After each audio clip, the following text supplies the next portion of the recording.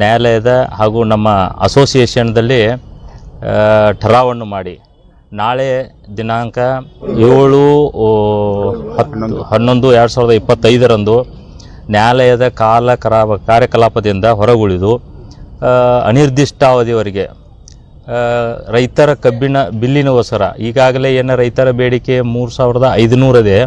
ಆ 3500 ರಾಜ್ಯ ಸರ್ಕಾರ ಅಥವಾ ಕಾರ್ಖಾನೆಯ ಮಾಲೀಕರು ಘೋಷಣೆ ಮಾಡಿ ರೈತರಿಗೆ ಒಂದು ಒಳ್ಳೆಯ ಸುದ್ದಿಯನ್ನು ಕೊಟ್ಟಿದ್ದೇ ಆದಲ್ಲಿ ತಮಗಿರ್ತಕ್ಕಂಥ ಲಾಭಾಂಶದಲ್ಲಿ ಶೇಕಡ ಆದರೂ ಕೊಟ್ಟಿದ್ರೆ ನಮಗೆ ಒಳ್ಳೆಯದಾಗ್ತದೆ.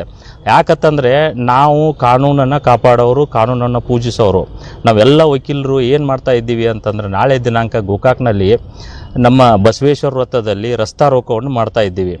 ರಸ್ತಾ ರೋಕೋವನ್ನು ಮಾಡಿ ಬೈಕ್ ಮುಖಾಂತರ ಪ್ರತಿ ಗಲ್ಲಿಯಲ್ಲಿ ಅಡ್ಡಾಡಿ ನಾಳೆ ನಾವು ಗೋಕಾಕನ್ನು ಬಂದ್ ಕರೆ ಕೊಡ್ತಾ ಇದ್ದೀವಿ. ಅದ್ರ ಜೊತೆಗೆ ನಮ್ಮ ರೈತ ಸಹೋದರರು ಏನು ಉಪವಾಸ ಕೂತಿದ್ದಾರ ಆ ಸ್ಥಳಗಳಿಗೆ ಹೋಗಿ ಅವರಿಗೆ ಬೆಂಬಲವನ್ನು ವ್ಯಕ್ತಪಡಿಸ್ತಾ ಇದ್ದೀವಿ.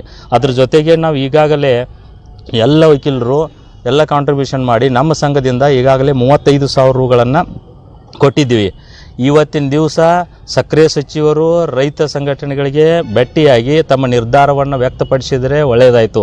ಇಲ್ಲ ಅಂತಂದರೆ ಇದು ಎಂಥ ರೂಪಕ್ಕೆ ತಾಳ್ತಿದೆ ಅಂತಂದರೆ ವಕೀಲರು ಏನಾದರೂ ಪ್ರತಿಭಟನೆಯಲ್ಲಿ ಇಳಿದಿದ್ದೇ ಆದರೆ ಕಾನೂನನ್ನು ಅವರು ಶಾಸಕರಾಗಿರ್ಬೋದು ಅಥವಾ ಕಾರ್ಖಾನೆಯ ಮಾಲೀಕರಾಗಿರ್ಬೋದು, ಸಕ್ರಿಯ ಸಚಿವರಾಗಿರ್ಬೋದು, ಕೃಷಿ ಸಚಿವರಾಗಿರ್ಬೋದು ಅಥವಾ ಮುಖ್ಯಮಂತ್ರಿಗಳಾಗಿರ್ಬೋದು ಕಾನೂನನ್ನು ಗಾಳಿಗೆ ತೂರಿದಂಥ ವ್ಯವಸ್ಥೆ ಆಗ್ತಾಯಿದೆ. ದಯವಿಟ್ಟು ಅದಕ್ಕೆ ವ್ಯವಸ್ಥೆಗೆ ಅಣಿ ಮಾಡಿಕೊಡ್ಬೇಡ್ರಿ. ಇವತ್ತೇ ರೈತರ ನಿವ್ವಳ ಬೇಡಿಕೆ ಏನಿದೆ ಆ ಬೇಡಿಕೆಯನ್ನು ಪೂರೈಸೋದಾಗಬೇಕು. ಅದರ ಜೊತೆಗೆ ಏನಾಗ್ತಿದೆ ಅಂತಂದರೆ ರೈತರಿಗೆ ಆಗ್ತಕ್ಕಂಥ ಅನ್ಯಾಯಗಳನ್ನು 8 ಆಪ್ಷನ್ಸ್ಗಳನ್ನು ಕೊಟ್ಟಿದ್ದಾರೆ ರೈತರು. ಅವರಿಗೆ ಎಲ್ಲೆಲ್ಲಿ ಅನ್ಯಾಯ ಆಗ್ತಿದೆ, ಔಟ್ ಆಫ್ ಯೂನಿಟಲ್ಲಿ ಏನು ಅನ್ಯಾಯ ಆಗ್ತಿದೆ, ಇನ್ ಆಫ್ ಯೂನಿಟಲ್ಲಿ ಏನು ಅನ್ಯಾಯ ಆಗ್ತಿದೆ ಅವೆಲ್ಲವನ್ನು ಸರಿದೂಗಿಸ್ಬೇಕು. ಒಂದು ವೇಳೆ ಅವೇನೂ ಆಗದೇ ಇದ್ದರೆ ನಾವು ವಕೀಲರು ರೈತ ಸಂಘಟನೆಗಳ ಮುಖಾಂತರ ಬೃಹತ್ ಆದ ಪ್ರತಿಭಟನೆಯನ್ನು ನಾವು ಮಾಡ್ತೀವಿ ಅಂತ ಹೇಳಿ ನಾಳೆ ಗೋಕಾಕ್ ಬಂದ್ಗೆ ನಾವು ಕರೆ ಕೊಡ್ತಾ ಇದ್ದೀವಿ. ಸಮಸ್ತ ನಮ್ಮ ಎಲ್ಲ ನ್ಯಾಯವಾದಿಗಳ ಹಿರಿಯ ವಕೀಲರು ನಮ್ಮ ಜೊತೆಗಿದ್ದಾರೆ, ಸಹೋದರ ವಕೀಲರು ನಮ್ಮ ಜೊತೆಗಿದ್ದಾರೆ. ಎಲ್ಲರೂ ಸೇರಿ ಬೈಕ್ ರ್ಯಾಲಿ ಮುಖಾಂತರ ಗೋಕಾಕನ್ನು ಬಂದ್ ಮಾಡಿ ನಾಕಾ ನಂಬರ್ 1 ಮತ್ತು ಮಾಲ್ದಿನಿ ಕ್ರಾಸ್ದಲ್ಲಿ ಇರ್ತಕ್ಕಂಥ ಎಲ್ಲ ರೈತರಿಗೆ ಬೆಂಬಲವನ್ನು ವ್ಯಕ್ತಪಡಿಸ್ತಾ ಇದ್ದೀವಿ. ಈಗ ಎಚ್ಚರಿಕೆಯ ಗಂಟೆ ಆಗಬೇಕು ತಮಗೆ. ದಯವಿಟ್ಟು ಇವತ್ತೇ ಇದನ್ನು ಬಗೆಹರಿಸ್ಕೊಳ್ಳಿ. ಇಲ್ಲ ಅಂತಂದರೆ ಇದು ವ್ಯಾಪಕವಾಗಿ ಹರಡ್ತಾ ಇದೆ. ವ್ಯಾಪಕವಾಗಿ ಹರಡದಾದರೆ ನಿಮಗೆ ಲಾ ಆ್ಯಂಡ್ ಆರ್ಡರ್ನ ಮೇಂಟೈನ್ ಮಾಡೋಕ್ಕಾಗೋದಿಲ್ಲ.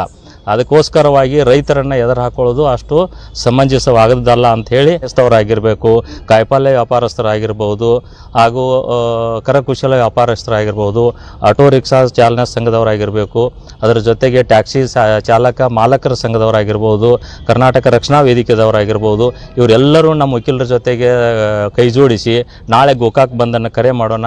ಎಲ್ಲರೂ ಗೋಕಾಕ್ ಬಂದ್ ಮಾಡೋಣ. ಬಂದ್ ಮಾಡಿ ಯೋಗ್ಯ ದರ ರೈತರಿಗೆ ಸಿಗುವವರೆಗೆ ನಾವು ಹೋರಾಟವನ್ನು ಮಾಡೋಣ ಅಂತ ಹೇಳ್ತಾ ಈ ಒಂದು ಪ್ರೆಸ್ ಮೀಟನ್ನು ಇವತ್ತಿನ ತುರ್ತು ಮಾಡ್ತಾ ಇದ್ದೀವಿ. ದಯವಿಟ್ಟು ಕೃಷಿ ಸಚಿವರೇ ಹಾಗೂ ಸಕ್ಕರೆ ಸಚಿವರೇ ದಯವಿಟ್ಟು ಎಚ್ಚೆತ್ತುಕೊಳ್ಳಿ. ಇವತ್ತಿನ ದಿನ ನಿಮಗೆ 12 ಗಂಟೆ ಟೈಮ್ ಇದೆ. ನಾಳೆ 2 ಗಂಟೆವರೆಗೆ ಏನು CM ಅವರು ಈ ನಮ್ಮನ್ನು ಡೆಪ್ಯೂಟ್ ಮಾಡಲಿಕ್ಕೆ ರೀಪ್ರೆಸೆಂಟೆಡ್ ಆಗಿ ನಮ್ಮ ಲಾ ಮಿನಿಸ್ಟರ್ HK ಪಾಟೀಲ್ ಅವರು ಬಂದಿದ್ದರು. ಅವ್ರ ಜೊತೆ ಒಂದು ಸಿಟ್ಟಿಂಗ್ ಆಗಲಿ, ಅಮಿಕೇಬಲ್ ಆಗಿ ಒಂದು ಬಾರ್ಗೇನಿಂಗ್ ಮಾಡಿ ಮುಗಿಸ್ಕೊಂಬಿಡ್ರಿ. ಇಲ್ಲ ಅಂತಂದರೆ ಇದು ಭಾಳ ಒಂದು ವಿಪೋಕಕ್ಕೆ ಹೋಗ್ತಾ ಇದೆ. ಆಸ್ತಿ ಪಾಸ್ತಿಗಳ ಹಾನಿ ಆಗ್ತವೆ, ಸರ್ಕಾರಕ್ಕೆ ಕೆಟ್ಟ ಹೆಸರು ಬರ್ತಾ ಇದೆ. ದಯವಿಟ್ಟು ಇದನ್ನು ಇಲ್ಲಿಗೆ ಮುಗಿಸಿ ರೈತರಿಗೆ ಒಳ್ಳೆಯ ಬೇಡಿಕೆ ಆದಂಥ 3500 ಕೊಡ್ತೀರಿ ಅಂತ ತಮ್ಮಲ್ಲಿ ಆಶಾಭಾವನೆಯಿಂದ ಬೀಳ್ತಾ ನಾವು ನಾಳೆ ಗೋಕಾಕ್ಕೆ ಬಂದ್ ಕರೆ ಕೊಡ್ತಾ ಇದ್ದೀವಿ.